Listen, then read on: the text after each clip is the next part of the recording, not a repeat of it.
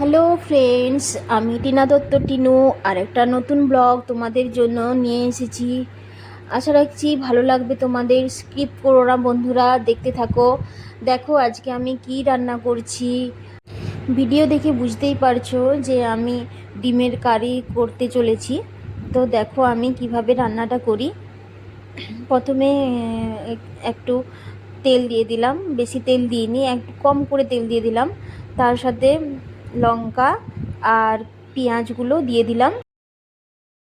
পেঁয়াজগুলো যখন ভাজা ভাজা হয়ে এলো তখন টমেটো কুচি তার সাথে দিয়ে দিলাম আর একটু ভালো করে ভেজে নিলাম সেটা।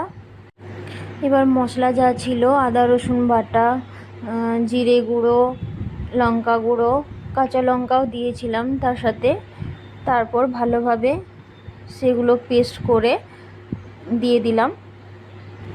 ভালোভাবে ম্যারিনেট করে নিলাম খুন্তি দিয়ে নেড়ে চেড়ে। ডিমগুলো আগেই ভিজে রেখেছিলাম আর আলুটা আগেই সিদ্ধ করে রেখেছিলাম। সেই সিদ্ধ আলুগুলো ওই মশলার মধ্যে দিয়ে দিলাম আর ভালোভাবে কষে নিলাম। দেখে মনে হবে যে আমি আলুর দম বানাচ্ছি। আলুর দমের মতোই অনেকটা।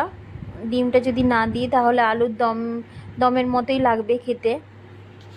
তো তোমরা এইভাবে আলুর দমও বানাতে পারো বাড়িতে। এটা খেতেও খুব টেস্টি হয়। ঠিক আছে, আর একটু উপরে ধনেপাতা ছড়িয়ে দিলাম, তাতে গন্ধটা ভালো হয় আর খেতেও ভালো লাগে, টেস্ট ভালো আসে, যেটা তোমরা সবাই জানো যদিও, তাও আমি বলে দিলাম। ঠিক আছে, তারপরে একটু জল দিয়ে ভালোভাবে আবার ডিমগুলো ছেড়ে দিলাম আর একটু ফুটতে দিলাম। দেখো আমার ছোনু বাবা প্রাইভেট কোলে টোলে আটেটে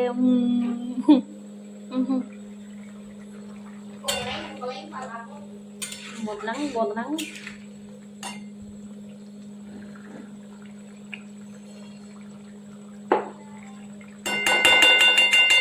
এই দেখো বন্ধুরা, আমার ডিমের কারি রেডি।